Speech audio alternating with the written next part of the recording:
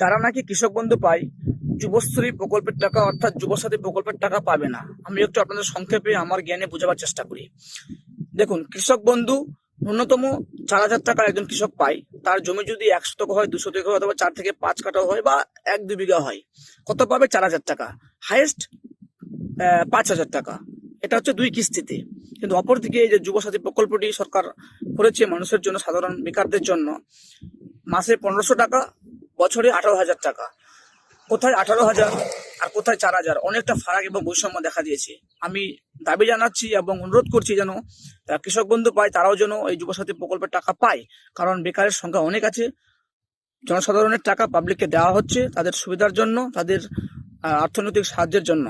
আমি দাবি করছি, যদি আপনাদেরও মনে হয় যে সঠিক দাবি, তাহলে আপনারা ভিডিওটিকে প্রচুর প্রচুর শেয়ার করুন, সেই আধিকারিকদের কাছে, সরকারের কাছে পৌঁছে দিন, এবং এই প্রকল্পের জন্য গাইডলাইন্স নিয়ম চেঞ্জ করা হয়।